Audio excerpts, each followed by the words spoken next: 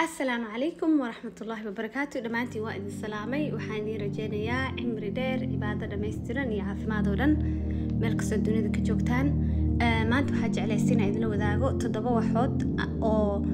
wax oo dadka si sir ah ay kugu ixtiraamaan. dad ma arkano aad dareemaysid inay si xushmad caadi ku siinayaan ama si dad ka duwan ay kula dhaqmayaan ama kula hadlayaan. waxyaabaha sabab waxa waaye qofka si sir ah ay ku ixtiraamaan. waxaana ku arki kartaa toddobadaas waxa ka mid ah. waxa koowaad qofka mar walba uu ku dhageystaa marka hadashid. dhageysiga iyo maqalka laba waxay kala yihiin. anaana markale insha Allah idin soo sharixi doono inkastoo ogtihiin laakiin ra'yigayga iyo baaritaanka ka sameeyay insha Allah idin soo wadaagi doona. marka ma ku maqlaan way ku dhageystaan oo si waxay ku dhageystaan deep ah, si hoose oo degan oo xasiloon oo ma aragtay u bagayaan inay hadalkaaga sii dhageystaan oo aad sii hadashid. taas waa mid koowaad.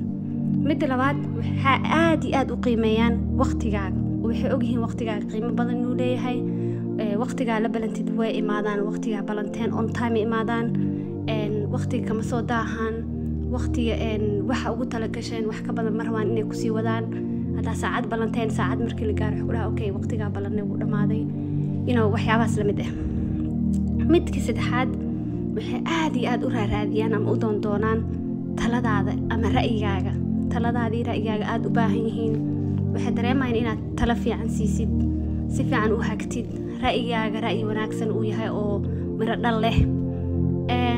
midka afraad waxay mar walba ka hadlaan wanaagaaga adigoo maqan, adoo joogtid, siiba markaa maqan tahay aad wanaagaaga u faafiyaan.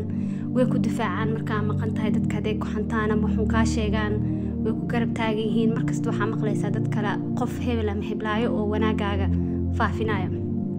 mid shanaad waxay ixtiraamaan xuduudaha adiga samaysatay.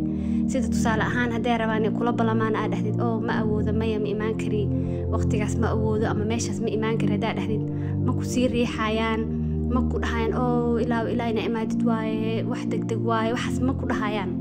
hadaa dhahdid maya waqtigaas ma imaan kari, meeshaas ma imaan kari, hadalkaaga way kugu ixtiraamayaan. marka wuxuu dhahay dib ma lahan goormay awoodaa, marka adeeg kaa sugaa inaa waqti kale siisid.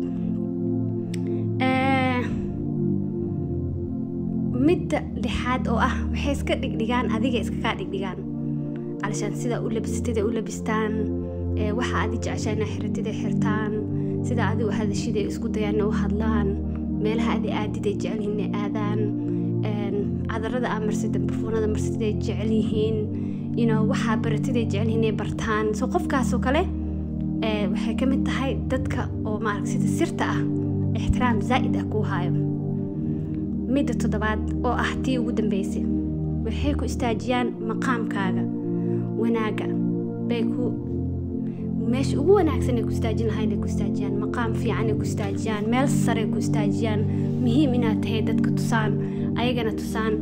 marka dadkaas hadaa ku aragtay calaamadahaas dad ama asxaabtaada ama ehelkaaga ah ogow ixtiraam zaid ah ay ku hayaan oo si sir ah ay kugu hayaan. laga yaabo inay ama ka xishoonayaan ama ka cabsanayaan inay afka ka soo cadayaan ay ku dhahaan. marka balse ogow calaamadaas ku garan kartaa. waa mahadsantihiin dhammaantiin. waa inuu mar dambe xiiso leh hadii Ilaahay idmo la sii wadaag dadka kale adigoo mudan. Assalaamu calaykum.